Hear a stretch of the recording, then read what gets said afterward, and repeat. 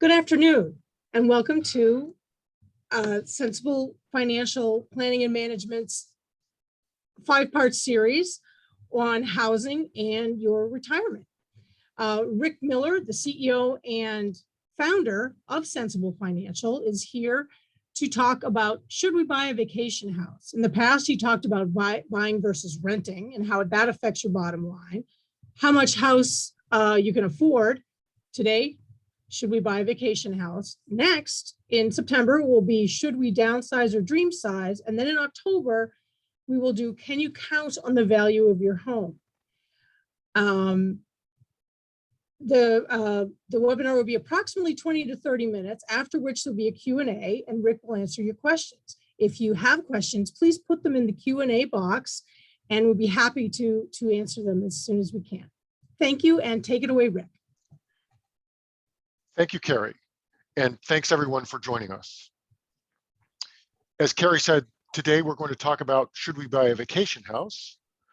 But as we get ready to do that, I'd like to review the key takeaways from the series as a whole. First of all, housing is not a risk-free investment, and we'll talk about that in detail in our October webinar. But the main point is that, as we've seen just in the last year, house prices can change dramatically. And this year, homeowners have been very fortunate. House prices have gone up a lot, but they can also go down a lot. And if your plan relies on the value of your house for spending after you sell it, that's something that's very important to keep in mind. Secondly, because housing is sort of a fixed expense, we don't think about it as often as we might. So if we own a home, we're not always thinking about how much it costs, the total cost of running it and keeping it going. And it's important, if we can, to translate that big lumpy number that represents the value of the house into an annual or monthly figure so that you can compare it with the rest of your expenses. Housing is also central to the way you live and how your living standard feels, and other fixed expenses such as taxes and insurance premiums and so forth are not. And so there's something special about housing. The lifetime balance sheet, which is a tool that we use at Sensible Financial, can be very helpful in translating that or comparing that lumpy fixed expense that I talked about to other values of things that we think about usually on a monthly or annual basis. So with the lifetime balance sheet, we get the present value of earnings, for example, or the present value of your Social Security benefits. And when you do that, when you look at present values, it's easier to compare them to those lumpy expenditures like purchasing a house. Many housing expenses, if you own, are irregular, and that causes us to underestimate how much it costs to own a home. And finally, housing equity is a chunk, but it's possible to access it in non-chunky ways, in sort of annual ways, and that can be helpful in smoothing out your financial plan when it might seem that the only alternative is to buy or sell, or maybe to sell and buy a less expensive home. Okay, so having reviewed all of that, let's move on and let's think about the question of the day, which is, should we buy a vacation home in retirement when we retire? And since we're focusing on a vacation home in retirement, it's important to think about what's special about housing in retirement. When you retire, the housing decision is different than when you're starting out or when you're planning to accommodate a growing family.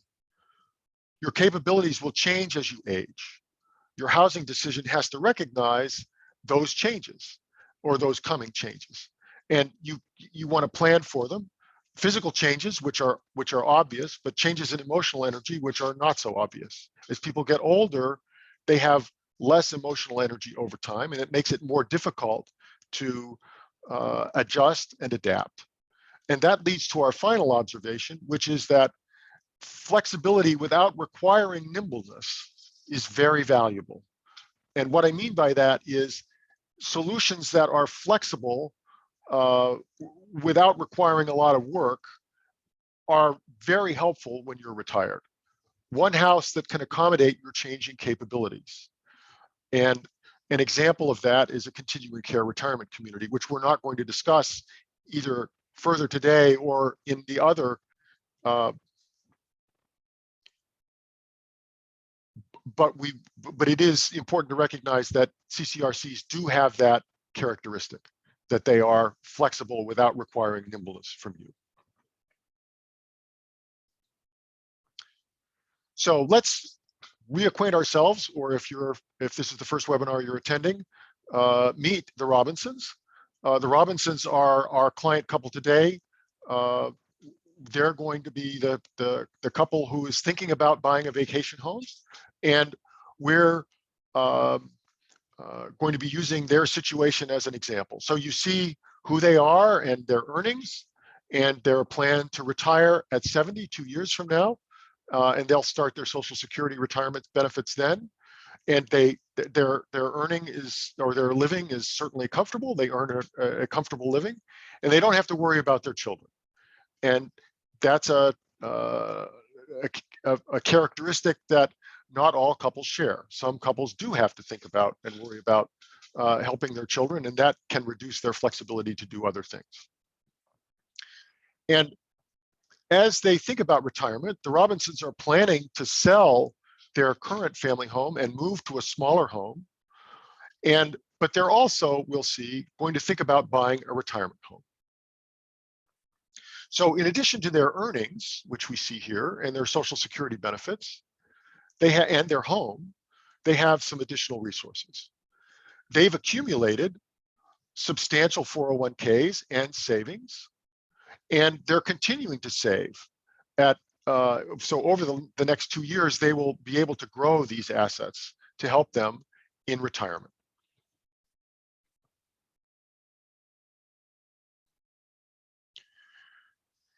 And as they think about the vacation home, the kinds of questions that we encourage people to think about are, why do we want a vacation home? And the others that you see here. For many people, a vacation home is what I would characterize as sort of a romantic ideal. It's something that many people think about when they are thinking about housing. A lot of people have a favorite place to vacation or a favorite type of vacation, and they think, boy, it would be really nice. And I know I will.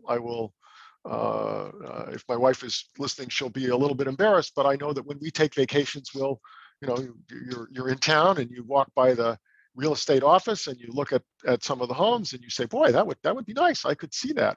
We're having a good time. It would be fun to have a place here, and then we could come out here a lot.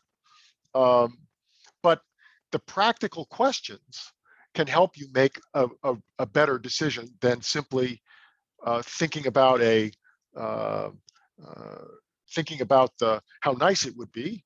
It's important to, since we're financial advisors, we encourage people to think about the costs and to try to quantify the benefits.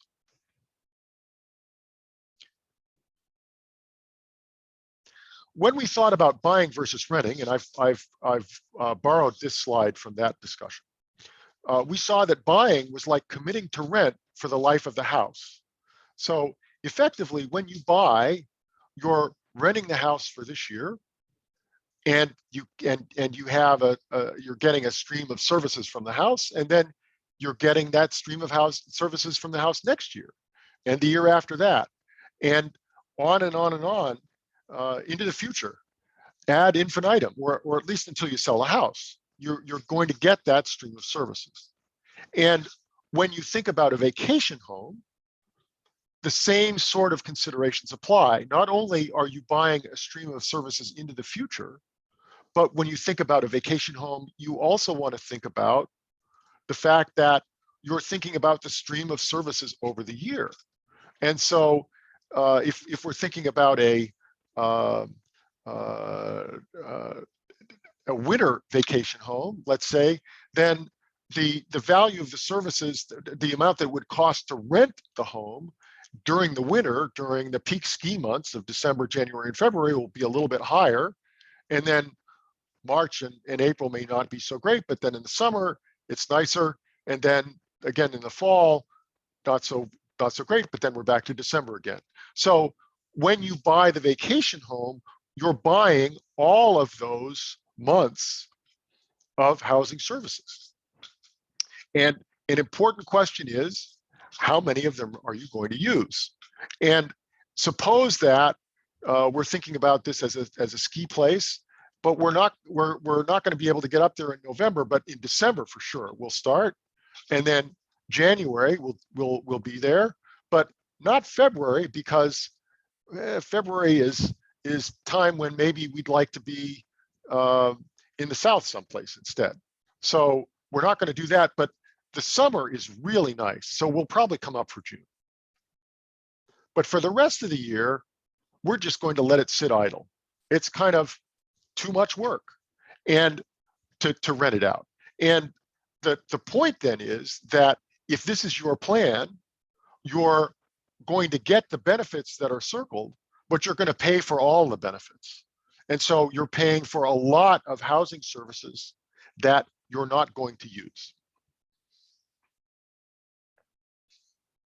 So back to the Robinsons now.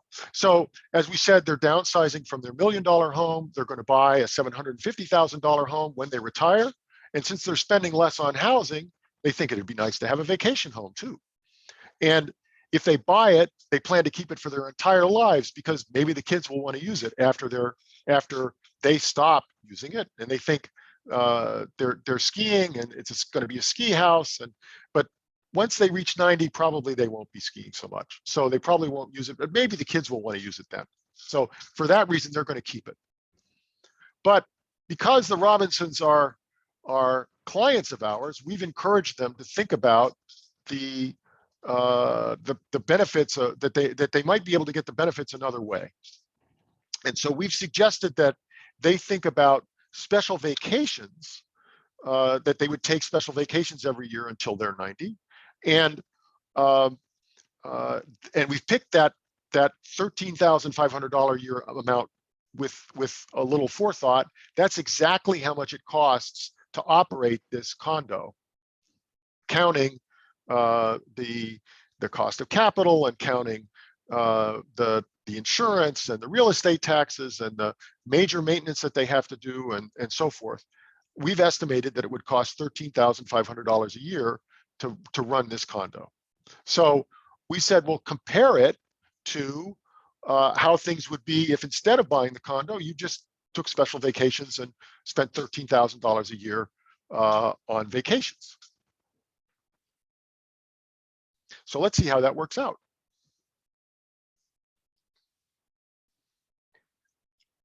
When we compare buying a vacation home to special vacations to, in this case, neither, right? Then we do that comparison by calculating how much people can spend on other things, on day-to-day living, if they make those major expenditures. So in this case, we're saying that the Robinsons could spend almost $90,000 a year on day-to-day living if they downsize, but they don't take special vacations, nor do they buy a vacation home. And that's a lot for the Robinsons, because they're currently spending $65,000 a year on those types of expenses. So there's a lot of what we call surplus here, a lot of extra, $24,000 a year of extra if they downsize, but don't take special vacations, nor do they buy the vacation home. That's no fun. You know, they've got a lot of extra money, but that they could spend on things, but we already know that they want to spend money on special vacations, either skiing or downsize or buying the vacation home. So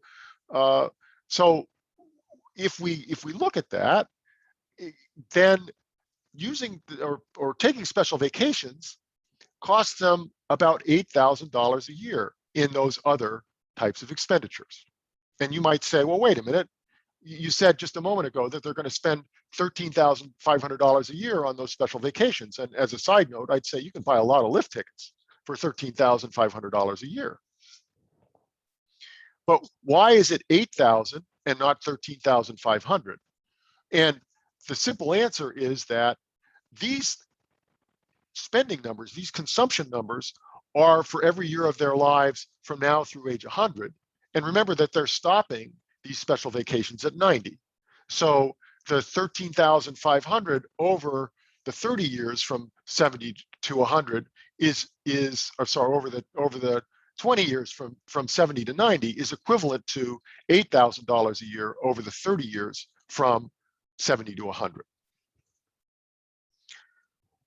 But the thing that jumps out at you on this slide is that it looks to be much less expensive to take the special vacations than it is to buy the vacation home. The vacation home costs them $22,000 a year in spending on those consumption items. And well, why is it so much more? And the simple answer is that they have decided that they're going to buy this vacation home and keep it. And that means that the $350,000 that they spent to buy the vacation home is tied up in the vacation home. They can't spend it on day-to-day living. So there's your answer, right? That it's much less expensive to downsize, or sorry, to take special vacations than it is to buy the vacation home. But it's not quite so simple as that. Suppose that they decide, instead of keeping it, the vacation home, after 90, they decide instead to sell it, and sell it at 90 because they're not going to use it anymore. And it turns out that their kids aren't skiers. So now we're back to pretty close to equivalence. They're both $81,000 a year. If we went to the last decimal point, the buying the vacation home would still be more expensive because there are transaction costs that are associated with buying the vacation home that you don't have with the special vacations, but very close. And so I say that if they sell the vacation home, the surplus is back. But looking at things only on this annual basis is a little bit deceiving because it's not looking at the lifetime balance sheet, and in particular, it's not looking at how much they have in assets at age 100 if they do these or follow these various strategies. So let's look at that too. So if we consider now not only how much they can spend every year on consumption or on day-to-day living, but also the size of the bequest, then that sort of pulls into relief the decision or some of the other implications of the decision. So if they just downsize, then their bequest at age 100 is the value of that home that they downsized to. The same is true if they downsize and take special vacations, because they're going to I should step back for a moment and say that these bequest numbers assume that the Robinsons are going to spend at that sustainable living standard level. So if they take special vacations and spend $81,000 a year, then they'll have $837,000 to leave to their kids. If they downsize but don't take the special vacations, then they can spend $89,000 a year on consumption items, but still they'll have just the house. If they buy the vacation home and keep it, their sustainable consumption is lower, substantially lower, but the kids get more. And finally, if they downsize, buy the vacation home, sell it at 90, and then spend the proceeds, they can spend $81,000 a year, just like in the special vacations case, but now we're back to this smaller bequest. So when you're buying a piece of property and planning to hold it, that has implications both for how much you can spend on a day-to-day, week-to-week, month-to-month basis, but also for what your kids will inherit, what your heirs will inherit.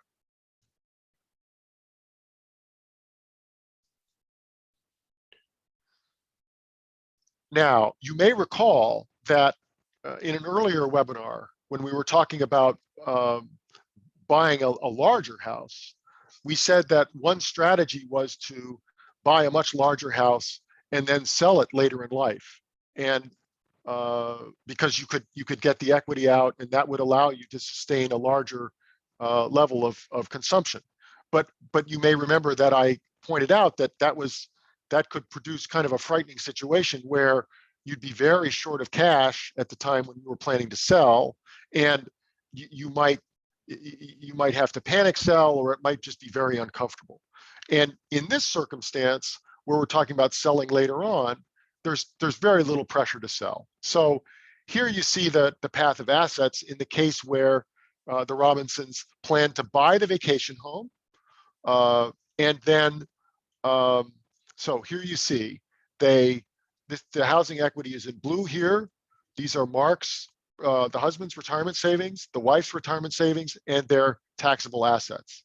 So as the sequence is this, they downsize and buy the smaller place, so their taxable assets go up and the value of home equity goes down. Then they buy the ski house, so that the equity in real estate goes up. And then out here, they plan to sell the vacation home, so they sell, and the value of home equity goes down, and the value of the taxable assets goes up. But there's plenty here, so that even if they get stuck and they find that they don't have the energy to sell a vacation home, or the kids say, you know, it would be nice to have it, they'll still, and nice to use it. If they're spending at their current consumption level, then which was the $65,000 a year, then financially they have no problem, even if they don't sell, because let's run it out here. If they continue their expenses at that same rate and don't sell, they still have assets left at age 100, and they have more home equity in that case.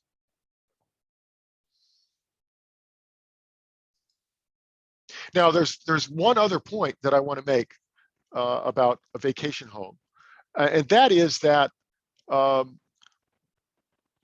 second home can diversify your real estate holdings a little bit. So if we're thinking about the investment risk that's associated with the property, and here I'm using some scenarios from earlier webinars, but you'll notice that here on the left axis we have the home value, and on the right axis we have the investment risk. So if we downsize and have a vacation home, you notice that there's lower investment risk as a percentage than there is if we just downsize. And that's because we have real property in 2 locations. And we would hope that the correlation between the values of those properties is not 100%. Especially if the vacation home is some distance from perhaps in another state or even another region of the country, it could well be the case that the vacation home goes up when the local property goes down, or vice versa, and that means that there is less total risk or less risk as a percentage of the value of the real property than there would be if you had just one. And so the best example of that is if we compare downsizing and buying a vacation home to just buying one big house. Right now we have the same value invested in housing at $1.1 million, but there's less risk as a percentage because while the total is the same, it's divided in properties that are geographically dispersed. And therefore, there's less total risk as well as less percentage risk.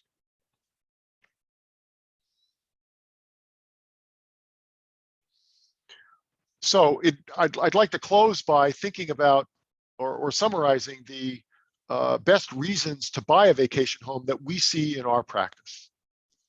And those reasons we can summarize in just a few terms, even though it's a relatively long list here. The first one is we'll use it. We're going to make in effect, we'll make the transaction costs worthwhile. It would be a shame to buy a vacation home and find after 2 or 3 years that you hadn't used it at all. And then you say, well, we're just not going to keep it. We're going to sell it. But the transaction costs that you spent to buy it and then that you have to spend to sell it basically are wasted because you've never used the property. It's important to be able to afford it, both financially and emotionally.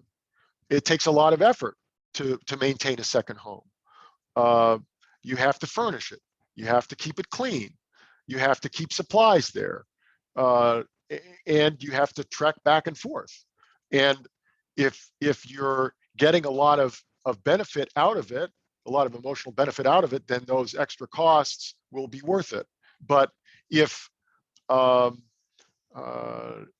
not using it, then, or you're not enjoying it, then those emotional costs really would add up. And finally, it's important to be able to see it as a source of flexibility so that you can say, well, we could give it up if we had to.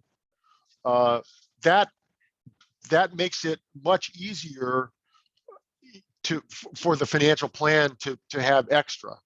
So even if you do the financial plan and you plan to keep the house throughout your lives, and that seems to use up the surplus, if you're willing to give it up, then there is surplus. It's just not shown in the comparison of consumption that we make from one scenario to the next.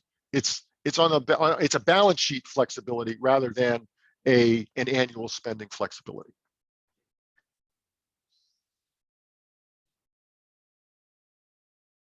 Okay, so I guess I would summarize by saying, in the romantic ideal, the vacation home is all fun, all pleasure, and no cost. And I think the reality is that the costs are substantial, but for some families, the benefits are even greater. And we have clients who have vacation homes who really love them and use them a lot. And but we also have clients who thought about it and decided that, for example, they would much prefer, or they do much prefer, to take vacations in a variety of places. And for them, the vacation home would just not be a good decision. Okay, I have finished the prepared remarks, and Carrie, I think we're ready for Q&A. Absolutely. Okay, we have someone who's raised his hand. Let's see. Tom, if you have a question, you can type it into the Q&A box.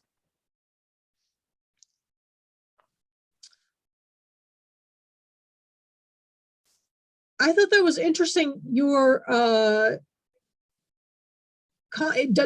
saying that a vacation house is a further diversification of your funds, Real of your assets. portfolio.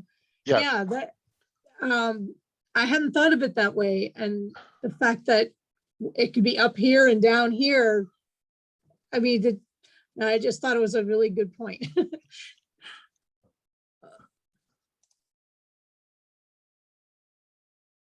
Okay, yeah. And Rob has said it, that your pros and cons about the vacation home, that's a very nice way to think about it. That if you're going to use it, it could be a great idea. If not, yeah, not so much. Okay, here's someone has asked, I assume you would use a similar analysis for purchasing, say, a motorhome. Well, now that is a very interesting question. Um, and I haven't thought about it, but let me take a stab at that. A motorhome is less expensive than many vacation homes, although I have the sense that you can spend a lot of money on a motorhome. So the I think a lot of the considerations would apply. I think that there is a rental market for motorhomes so that you could defray some of the costs or offset some of the costs with income by renting out the motorhome if you're not using it. Um, I think that the same considerations do apply. If you buy a motorhome and let it sit, then those resources are not doing anything for you, and you've paid for them, and they are wasted. Um, and the motorhome has to be maintained. I don't know what the costs of maintaining the motorhome are, and whether they follow the same sort of pattern as the costs of owning real property. If you live in New England and you have a motorhome, my suspicion is that you would want to garage it in the wintertime, because otherwise it will depreciate faster. So there are those costs associated with it. But if we go back to, and maybe this is the thing to do, to go back to the sort of the considerations here. So I don't know that we would think about a motorhome as a place for a family to build memories. Although certainly, if as a couple or as a family that's going to travel in the motorhome, and we don't want to think too hard about National Lampoon's Vacation, which I think took place in a motorhome, and the memories that were built were not necessarily the best ones. But certainly, if you think about the motorhome as a source of experiences that you will have, and that you will remember, and that you will acquire kind of regularly over the year and over the years, I think that would be a good reason to do it. When we say we love the area, instead of where we love the area and want to spend most of our vacation time there, I would say we really like travel, and we like traveling by road, and we want to spend our vacation time doing that. Then yes, that would be a good reason to buy a motorhome. We have the time, energy, desire, and resources to maintain it. And again, that will apply. And when we don't use it, we plan to rent it out, or we can afford to let it sit idle. That also applies. And we're willing to sell it later in life. And if you maintain it, it will maintain its value, and you'll be able to sell it if you need the cushion. So I think that this applies pretty well to the, and the analysis is going to be different, in the sense that I suppose you could think about it as a diversifying asset, because motorhomes and the value of motorhomes and the value of real property are not going to be so highly correlated. And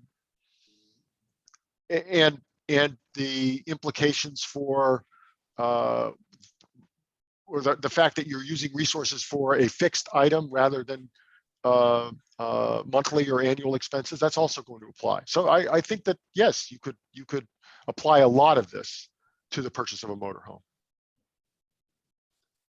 Okay, well, Tom got his question in, and he says, what about the potential appreciation value of the investment home? Is it possible that could defray some of the costs of maintenance? It could. And I would encourage you to come back for the fifth webinar about the risk of real estate as an asset.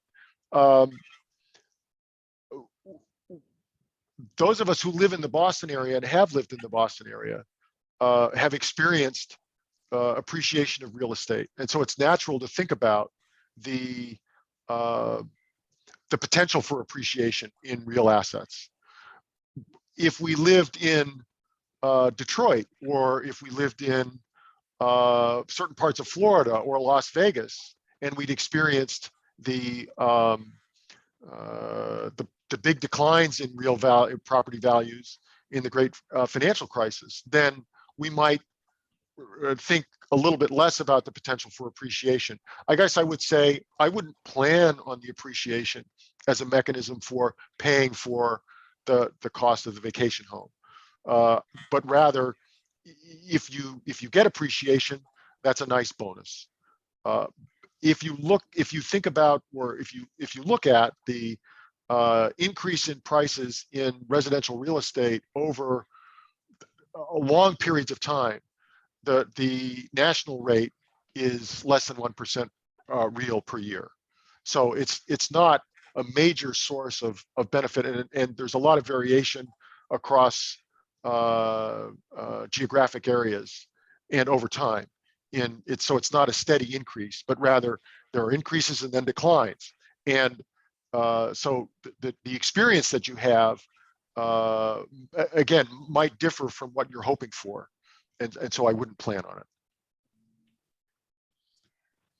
Okay, Peter asks something that relates to what you were just talking about. What is your sense of the future of vacation home pricing? Super hot right now, but will it moderate somewhat in the future? I follow the dictates of an esteemed professor of mine who said, when predicting, never say a number and a year in the same sentence. And so I really try to stay away from predicting.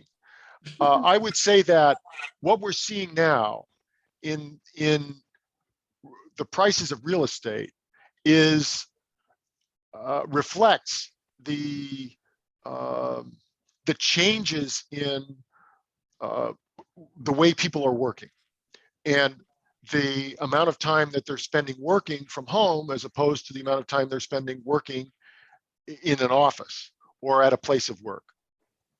And people have discovered that they can work from home, and people are spending more time working from home. And if they're spending more time working from home, then they're going to spend more resources on their homes because they're spending more time there. And also, people are learning that they can work from home, and that home can be lots of different places, including vacation homes. And so people are, I suspect, people are saying, well, I can work from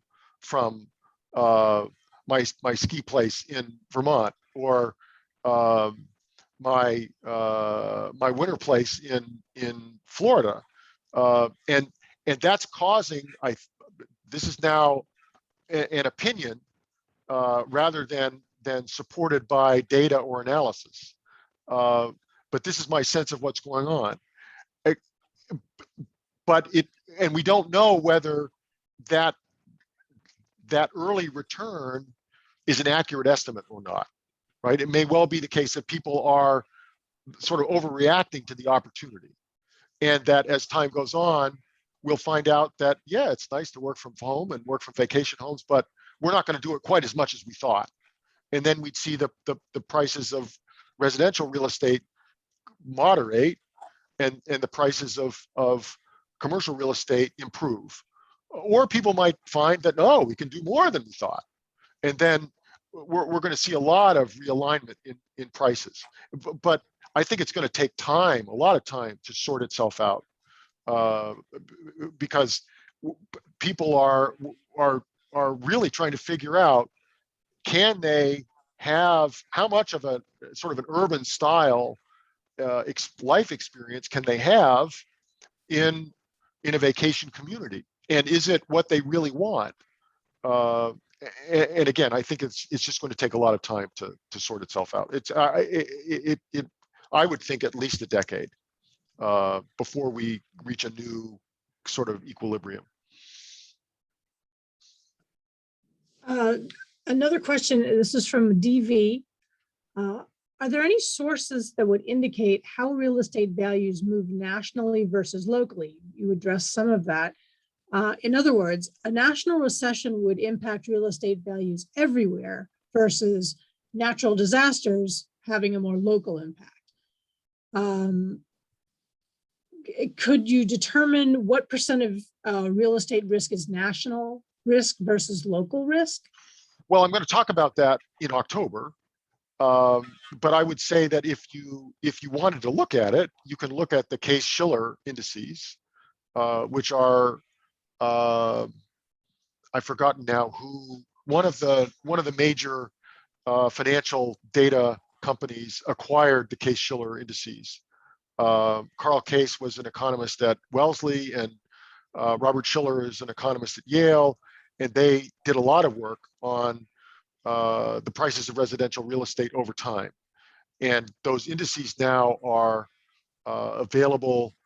I think they have 30+ year time series for a lot of metropolitan areas.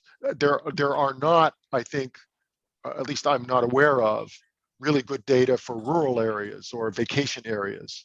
So you wouldn't be able to see that so much. And then there is a much longer price series for residential real estate nationally.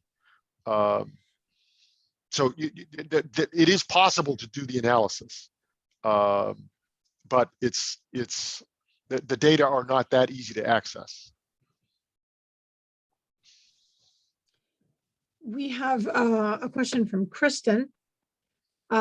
She asks, she says, we're in our 40s with young kids, and are there any different considerations to take into account when modeling out when you're that age as opposed to 68 like the Robinsons? Right. So there are a lot of the considerations are the same. So the question of and I think a lot of the questions are the same here. Here, I mean, we want a place for our children to build memories, right? So it's that if you say that's what we want to do, right? If you can say yes to all of these things, then you have a good basis for really seriously considering a vacation home. I would say that that when you're thinking about this, one of the biggest questions is, do you like to vacation in one place every year? Or, and I think if you're secondly, if it's kind of local to you, so if you're in Massachusetts, you're thinking about Vermont or Maine or New Hampshire, say, will you get up there more than a couple of weeks a year? Will you use it regularly? Because if you're not going to do that, will you try to rent it out? Because if you're not going to rent it out, then in effect, what you've done is just added. It's like adding on to your house, right? You've added on a lot of space to your house, and except it's somewhere else. And if you have a house that's too big, in effect, you're paying for a lot of, again, back to you're paying for a lot of space that you're not using. So it's important to be sure either that you're going to use it a lot, or you're going to rent it out if you're not using it, or you can afford just to let it sit there. And those, from a cost perspective, those are, I think, the most important considerations. There's one more from Margaret. We're thinking of retiring to an as yet unpurchased vacation home. Can you recommend resources to explore about the different places and housing options? I do not think I have a great answer to that question. I would say that if you're planning to retire to a vacation home, I would really encourage you to spend a year or 6 months at least there before you buy. Because the lived experience can be very different from the hoped for experience, or the experience that you sort of construct from looking at the resources. The analogy just popped into my mind, and I'm going to risk it. But it's my suspicion is that there's some similarities to choosing the vacation area from resources without visiting, to kind of online dating and deciding, whether or not you're going to marry the person without ever meeting them, right? If you buy a home, that's a major commitment, because you're incurring a big transaction cost as a percentage of the value of the home. And if you buy it and you move in and find out you don't like it, then you're stuck with a large cost to get out. And I can think of at least one example in our client base where people bought a place and moved there, and then decided they didn't like it and moved out. So I'd encourage taking significant vacations to the areas that you're thinking about, maybe renting for 6 months or a year before you make the decision to buy and commit. Smart. We do actually have one more question. And this is Tom asking, could you compare the long-term appreciation value of homes versus the long-term return of the S&P 500?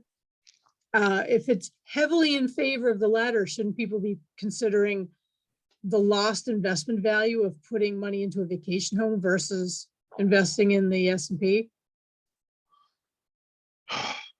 That's a heavy one. I think, well, it's an interesting question.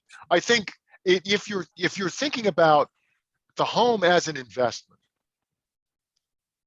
then and purely as an investment, then I would think about it that way. And then the analysis that you're talking about is perhaps the right one. But you should think about a portfolio of residential real estate. And if you want a portfolio of residential real estate, then or if you're thinking about real estate as an investment like that, then it's really important to recognize that if you put money into one home versus buying the S&P 500, the S&P 500 is extremely diversified. If you buy a home, it is completely undiversified. So it's much riskier, even if we bought a portfolio of homes.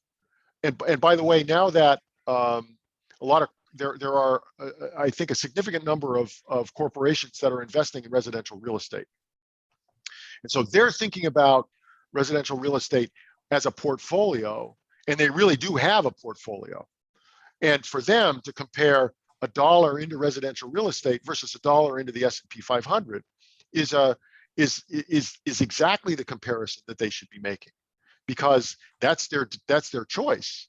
They have an investment portfolio, and they're deciding stocks, bonds, real estate, timber, other kinds of hedge funds, all sorts of things, right? And they're building a portfolio that contains all of those. When you're buying real estate, it is, as I said, concentrated, and it's also something where you may not have an option or a good choice about when to sell it, because if you need the resources now, you can't wait to sell it, and it's lumpy in as to when you can sell it. So we tend not to encourage people to think about real estate as an investment, but rather to think about it as an expense that they're incurring over time. And if we're thinking about primary homes, you can think about it as an asset liability matching opportunity, right? Because you have to live somewhere throughout your life. And if you buy a home, then you've in effect decided you've paid for where you're going to live for the rest of your life, conceivably. If you think about the home, a vacation home as an investment, oh, I'll buy a vacation home, and instead of putting money into investments, I will buy a vacation home. Let me put this as an extreme. I'll buy a vacation home. I'll go every once in a while. But I'll wait until it appreciates, and then I'll sell it, and that will pay for all the time I let it sit idle. I think that's a very high risk activity. So I would think of the vacation home as as an asset liability matching opportunity, right? So you buy the vacation home, you're going to take vacations, you plan to make expenditures on vacations, and in effect, by buying the vacation home, you've matched now the services you're going to get from that vacation home to the vacations you plan to take, and that's, you kind of locked in the cost. So if later it becomes much more expensive, let's say, to ski at Sugarbush, and you've got your vacation home at Sugarbush, then that, or much more expensive to pay for hotel rooms at Sugarbush, but you've already bought your vacation home, you lucked out, and you kind of locked in the price that you were going to pay for those accommodations at Sugarbush today, and if the cost went up later, you lucked out. If the cost went down, you overpaid a little bit. But still, you can go and stay in that home whenever you want, because you've already paid for it.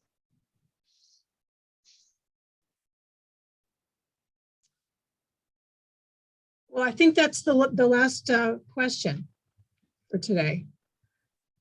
Okay, very good. All right, so thank you all for coming. Just a reminder that this was the third of 5 webinars on housing and your living standard in retirement. The next one is pretty soon. It's the 8th of September at 2 o'clock. And the topic is, should we downsize or dream size? So can we make a case for moving to, let's say, a more expensive home that has special characteristics that make the house special to us, and would make our retirement, would contribute to our enjoyment of retirement, and can we justify that? And then on October 13th, we'll be talking about, can you count on the value of your home? And we'll be talking about, I think, some of the questions that were raised today in terms of the potential appreciation that one might enjoy if one buys a home, and how to think about that, and how to factor it into your financial plan. So thank you all for coming and for your attention.